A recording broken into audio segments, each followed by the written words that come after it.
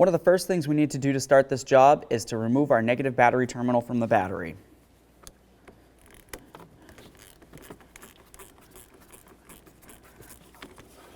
Set that aside.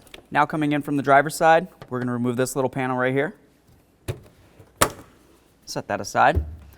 Right underneath the dash, you're going to find 2 bolts. We're going to remove those so we can get this panel off of here. There's one right here.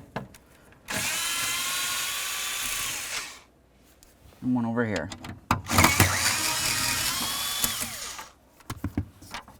Now that we have those bolts out, we're going to take our key, put the key in the on position, and then with our foot on the brake, we'll put our gear shift all the way down. At this point, I'm going to carefully grab onto this, remove it from the vehicle, grab onto this little panel. You should be able to slide it right off. Now let's grab onto this, tilt our steering wheel. If you were to look right under here, you're going to see some holes. There should be some screws located in there. Our vehicle does not have any screws for some reason, so I can't show you how to remove them, but I'm sure you can figure it out. Next, if you wanted to grab onto this, you would be able to pull it right out. But before you do that, go ahead and bring this down so it's in an almost straight position. Pull this out and set it aside. Next, we're going to take off the steering column clamshell here. This is 2 pieces, and it separates right down along this area. In the back, there's going to be a couple little hooks. So we're not going to start there, that's where we're going to end. Up along here is where we're actually going to start. Use a small pocket screwdriver and be careful not to do this. It looks like somebody kind of already made a mess right there, and I really don't want to do that as well. You can also use a plastic trim tool if you feel like it's much easier for you. It might be safer as well. I'm just going to try to pry this apart.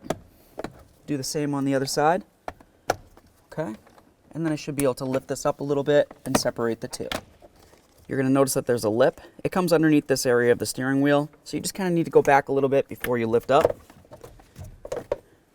Lift this up and out of here. You can see that there's the little hooky doos here. I'll get this one off and I'll show you this. And then you've got the hooks there. Now that we have everything out of the way, you have a nice clear view of where our part is. This is the ignition switch right here. If you were to follow these wires up, you're going to feel this little black connector right here. Push on this tab, and then you should be able to pull this out. This is going to give us a little bit of slack. We need that slack. Now if you were to come right inside this area, you're going to see a push tab right there. And then if I move this out of your way, we'll see another one right there. To make this easier, I'll just put it in park and remove the key. Now we have a nice clear view.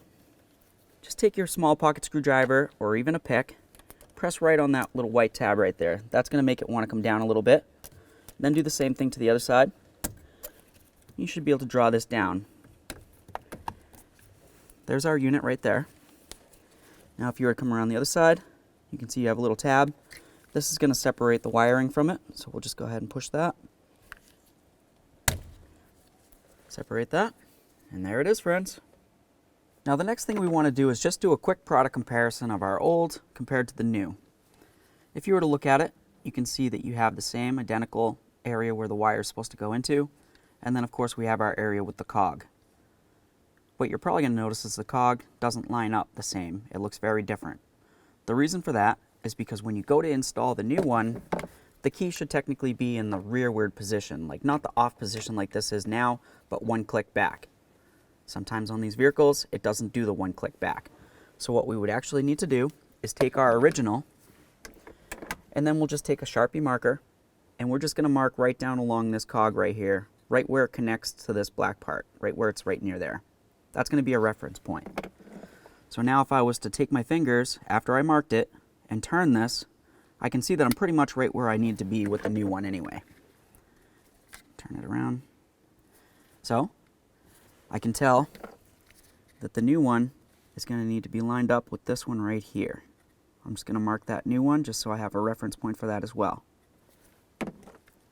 Perfect. Now I'll just turn this. So it comes around and it's lined right up with that. Let's take this, install it right in here just like this.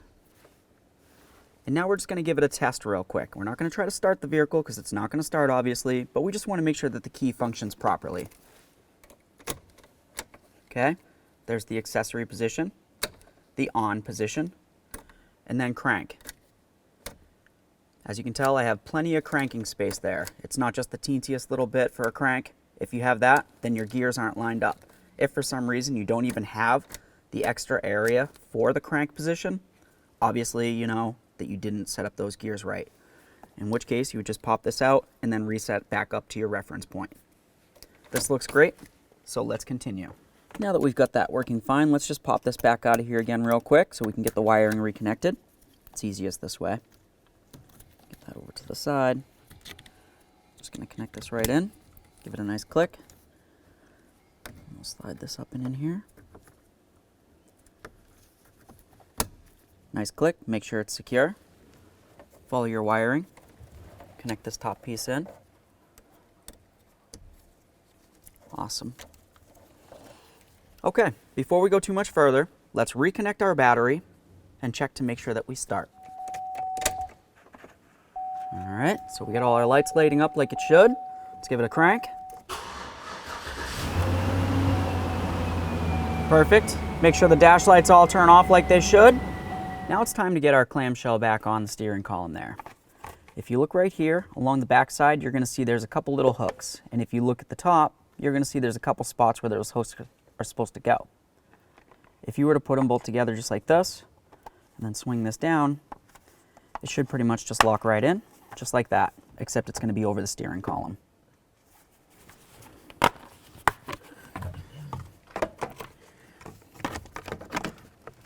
This set in here, this one in here as well. Don't forget that they have to go in and behind the steering wheel. So when you go to put it in, you'll have to push towards the rear of the vehicle and then just slide it in and under. Okay. This boot right here, you can see has a couple lips. You want to make sure that the large area of the lip is on the inside area of the clamshell, and then this little rubbery area is on the outside. Just kind of get that down where it needs to go, and then we'll proceed. Put this one up there. We're going to do about the same, but don't forget about those hooks. Those need to make sure they go in there. Slide it up and along right there. Do the same on the other side. Of course it pops out.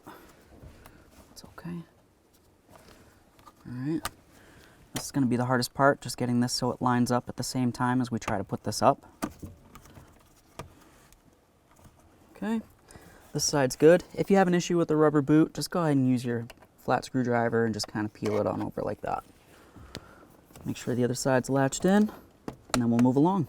Let's get this bottom plate up on here. If you were to look, you can see there's some holes, and you're also going to find some pitons. Just go ahead and line up those holes with the pitons, and then carefully slide this in.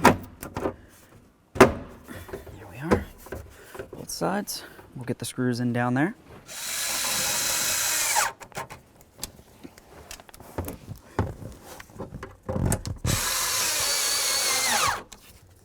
Let's get this on here.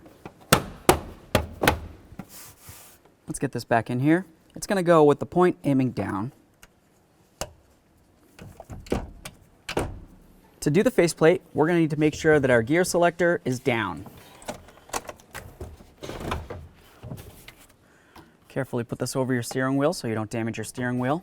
And of course, push this down below your dash so you don't damage your dash.